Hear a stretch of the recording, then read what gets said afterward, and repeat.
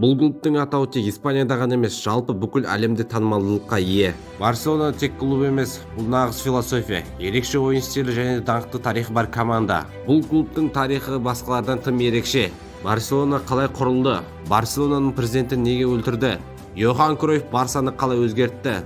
Испаниялықтар Барселонаға неге қарсы болды? Бүгін сіздермен бірге әлемнің ең ұлы клубтарының бірі Барселонаның бай және де қайғылы тарихын айтатын боламыз. Ал біз бастаймыз.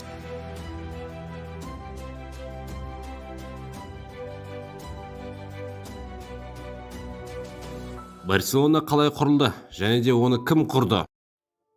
Барселона клубы 1899 жылы 29 қарашада швейцариялық кішігірім бизнесмен Жуан Гампердің бастамасымен құрылды.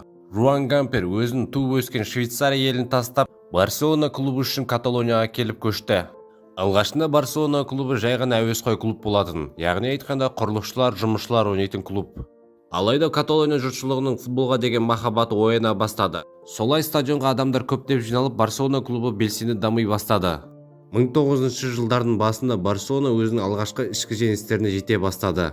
Бұл кезеңдері Жуан Гампердің бастамасымен Барселона, Каталония кубогы және де Испания кубогы сияқты турнирлерде көптеген жетістіктерге жетті. Ал араға ұзақ жылдар салып 1929 жылы Барселона Испанияның ең жоғарғы лигасы Ла Лигаға жолдама алды. Ал Барселонаның аты әлемге жайылып, өте керемет танымалдылыққа ие бола бастады. Және де соған сай жақсы трансферлер жасап, жақсы жетістіктерге жете бастады. Алайда бұл қуаныш ұзаққа созылмады. Барселонаның бұл жетістіктерін көре алмай іші күйген Испания басшылықтары Жуан Гамперді халық жауы деп елден біржолата қуды. Алайда Жуан Гамперді бұл қорқыта қоймады. Өзінің орнына президенттікке өзінің адамын қойып кетіп, Швейцариядан клубты проблемаларын шешіп отырды. Осыдан ақ Жуан Гампердің Барселонаға деген махаббаты қандай екенін біле берсек болады. Махаббатымен, алайда Жуан Гамперге бұл күйзелістер өте ауырға түсті. Және де бұл күйзелістерді көтере алмаған Жуан Гампер өз-өзіне қол салды. Бұл жайт Каталония жұртшылығы үшін ауыр тиді. Барлық Каталония жұртшылығы алаңға шығып Жуан Гамперді жоқтады. Каталония жұртшылығы үшін Жуан Гампер ең сыйлы адамдардың бірі еді. Себебі Каталония үшін Барселона тек қана клубы емес еді. Ол бір толық мәдениет, толық бір тарих, толық бір тағдыр еді. Жуан Гампер Барселона үшін көптеген істер атқарды. Клубтың қаржылай мәселесін өз қалтасынан көтеретін еді. Және де Испания диктаторлары мен Барселона үшін жанжалдасатын еді. Осылайша Жуан Гампер әлемдегі ең ұлы клубтардың бірін іргетасын қалап берді.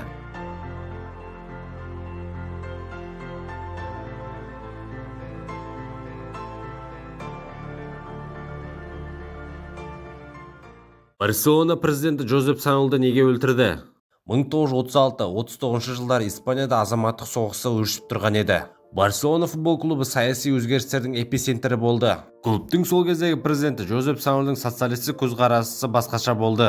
Жозеп тек қана спортты дамытушы тұлға ғана емес, сонымен қатар саясаткер және де баспасөз басшысы ретінде белгілі болды. Алайда бұл көзқарас Жозептің бағы емес соры болды. Бұл кездері Каталонияда азаматтық соғысы өршіп жатқан еді. Яғни каталониялықтар Испаниядан тәуелсіздігін талап етті. Олардың ішінде Жозеп Санол да бар еді. Осылайша 1936 жылы Жозеп Санол Испанияның тарапынан ату жазасына кесілді. Бұл оқиға Барселона клубына және оның жанкүйерлеріне үлкен соққы болды. Өйткені Санол каталондық ұлттық рух пен демократиялық құндылықтарды қорғаушы тұлға ретінде қабылданды. Қазіргі таңда каталониялықтар Жозеп Санолды әлі күнге дейін еске алады.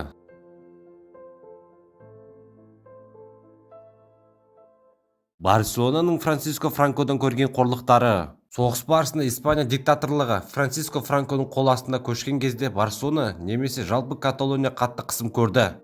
Франко режимі каталон тілін, мәдениетін және де оның ұлттық бірегейлігін басып тастауды көздеді. Барселона клубы каталондық мәдениеттің символы болғандықтан, ол да саяси репрессияларға ұшырады. Франко дәуірінде Барселона мен Реал Мадрид командасының арасындағы тарихи қарсыластық одан сайын күшейді. Бұл тек футбол алаңындағы күрес емес, сонымен қатар саяси, әлеуметтік алаңда да үлкен маңызға ие болды. Реал Мадрид Франко режимінің қолдауына ие болды, және де Франко Реал Мадридті қолдады. Алайда ондай қолдау каталондық Барселонада болмады. Олардың қолдауы тек қана халқы болды. Йохан Кройф және де Арман команда дәуірі. Барселона 1980-90 жылдары нағыз алтын дәуір деп айта аламыз. Йохан Кройф ойыншы ретіндегі мансабын аяқтаған соң клубқа бас бапкер болып оралды. Кройф клубтың философиясына революциялық өзгерістер енгізіп, Арман команда деп аталған керемет құрамды құрды. Оның жетекшілігімен Барселона 1992 жылы өзінің алғашқы чемпиондар лигасын жеңіп алды. Кройфтың ойын стилі түйсікпен ойнау, яғни тики-така еді. Бұл ойын стилі Барселонаның әлі күнге дейін ДНК-сы болып сақталып тұр. Және де Йохан Кройф Барселонаға академия ашуды ұсынды, яғни айтқанда Ла Масия идеясын тастады. Бұл идея толығымен ақтап шықты деп ойлаймын. Себебі бұл академия әлі күнге дейін жемісін беріп келеді, әлі де береді деген ойдамын.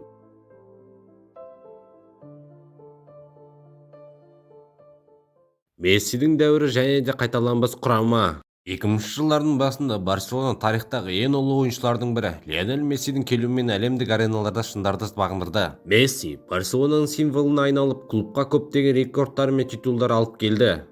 2009 жылы Пеп Гвардиоланың басшылығымен команда Ла Лига, Испания кубогы, Чемпиондар лигасын жеңіп алып, керемет үштікке қол жеткізді, яғни айтқанда требл.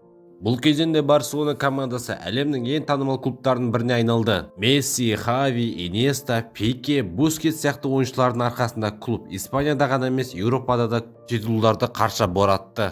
Әлемнің түкпір-түкпірінен жанкүйерлер бұл команданы таңдап, оның футболдағы стиліне және де тарихына таңдана қарады.